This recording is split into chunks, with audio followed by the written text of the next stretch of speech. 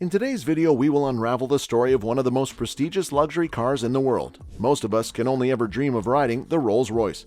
It isn't just a car, but rather a symbol of class. So what makes it one of the most sought-after, expensive cars out there, and how did it all come together? Keep watching the video and we will take you through it all soon. Two people had to be thanked for this magnificent car to be brought into reality. As the name suggests, Rolls and Royce. So who are these extraordinary men behind one of the most extraordinary cars the world has seen? Let's listen to their story. Rolls hailed from an affluent family. Charles Stuart Rolls was born in 1877 in London, Berkeley Square, and completed his mechanical engineering from Trinity College, Cambridge. He had a way with engines and was even nicknamed Dirty Rolls and Petrolls because of it. In fact, he was the first undergraduate in his college to even own a car. His enthusiasm for cars had led him to compete as a motorist. He once even broke the speed record by driving a 30 HP Mors at 83 miles per hour, but unfortunately for Rolls, the record wasn't considered. Later, Rolls, deciding to follow his passion, started a car dealership company with his friend Claude Johnson, named C.S. Rolls & Company, whereby he imported and sold cars from France and Belgium. On the other side of the story was Henry Royce, who, unlike Rolls, wasn't privileged enough and had even started working menial jobs from a young age of 9. Royce was born in 1863 in Peterborough, England, and had sold newspapers for a living. Royce started an apprenticeship with the Great Northern Railway Works when he was 14 years old, for which his aunt had paid for.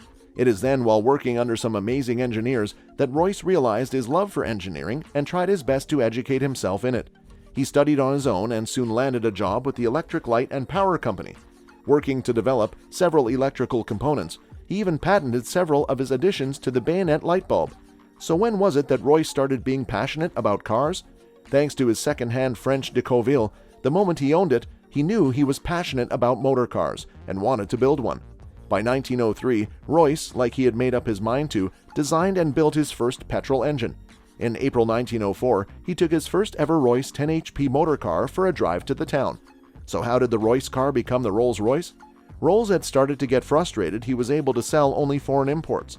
That's when he noticed his friend Henry Edmonds, who was also a shareholder in Royce's company, praising his new Royce motor car. Rolls wanted to catch a glimpse of it too. In May 1904, Rolls and Royce met each other. Rolls fell in love with the Royce's twin-cylinder 10 HP motor car. He took the beast for a drive. That's when Rolls realized that he had found exactly what he was looking for. Rolls, absolutely charmed at the motor, wanted to start selling it too and convinced Royce he could do that under the name Rolls-Royce. And we all know what happened next. The rest is history. When it came to building the brand, just selling the cars wasn't enough. The company needed to have greater visibility so people could recognize it. That's when Rolls' friend Claude Johnson stepped in. Claude, being the expert in advertising that he is, he helped transform the company with the much-needed publicity, while Rolls and Royce was engaged in building and selling the motor cars. Claude, who became the managing director of the company, was such an important part in the company's success that he became known as the hyphen in Rolls-Royce. The ownership of the company was later transferred, and it's quite complicated. In 1998, Vickers had decided to sell Rolls-Royce motors. Since then, BMW has been supplying engines and other components for the Rolls-Royce and Bentley cars. Hence, BMW was an obvious bidder, but BMW's final offer was beaten by Volkswagen's $705 million. Rolls-Royce and Bentley already had a partnership then, so when Volkswagen bought Bentley and BMW wasn't successful in acquiring the entire Rolls-Royce company, Volkswagen and BMW entered into negotiations. However, after 2003, BMW created Rolls-Royce Motor Cars Limited in order to avoid any kind of licensing issues, and since they already had the rights for use of the brand name and logo, now Rolls-Royce Cars Limited exclusively manufacture Rolls-Royce cars. You would be surprised to know that BMW paid $65 million in 2003 to acquire the rights to the Rolls-Royce name, symbol, and the spirit of ecstasy. Do you know that there was a time Rolls-Royce was so popular that a marketing survey in 1987 said that only Coca-Cola was one other brand that was more widely known than Rolls-Royce? In fact, the BBC called Rolls-Royce probably one of the most recognized icons in the world. Their advertisements that named the car the best car in the world was actually created by Claude himself. Yes! One of the earliest adverts for the car by Johnson for the 4050 HP motor car was as such. The 6-cylinder Rolls-Royce, not one of the best, but the best car in the world. It's not surprising the slogan has still caught on, and we couldn't agree any less. It is indeed the best car in the world. So what makes Rolls-Royce the bestest of the best? The makers of Rolls-Royce already believe in the car's reliability and the quietness while riding. To showcase this, Johnson had decided in the earlier years to conduct a series of publicity stunts for the general public, and it worked. Public were amazed at their superior performance and thus gave them global exposure for their fine engineering. The most unique aspect of the Rolls-Royce is how it caters to the individual customer. A symbol of class, the richest of the rich would definitely wish that their car gets built unique to them, and that's exactly what the company aims for. So much that it's said to not have a base price even, as they believe it depends on what each customer looks for. For a start, the color. Rolls-Royce offers a palette of more than 44,000 colors. Yes! And once the color is chosen, it's patented to the individual customer, so no other customer can have the same shade without their permission. Talk about ownership. And the painting is an accumulation of at least 7 layers of coating, and depending on the customer, could be up to not 10 or 11, but 23 layers of coating.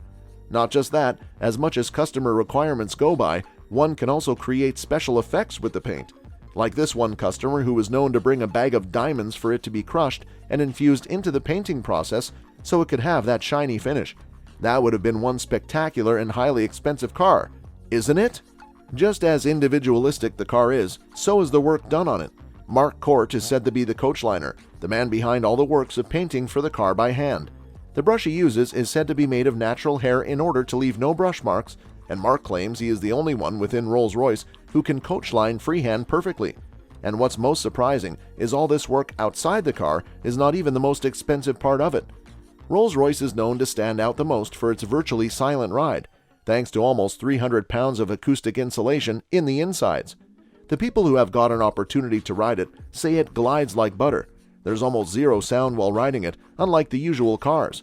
It surely makes the build stand miles apart from the rest. And who cannot fall in love with the Flying Lady? The Spirit of Ecstasy has a fan following of its own. The famous Rolls-Royce logo that every model is adorned with has a lady in flowing gowns leaning to the front, as if she's flying in the winds, hence the nickname, the Flying Lady. This hood ornament captures the class that the build is. In the insides, the customers have the option to craft intricate details into the dashboard or even the headline. In fact, the most dreamy feature of the build is the starlit headliner that imitates the brightly lit night sky, which the customers can again customize the way they want. Even the addition of shooting stars. What could we do to get a glimpse of it in the dark? So let's ask the big billion question, how much does it cost?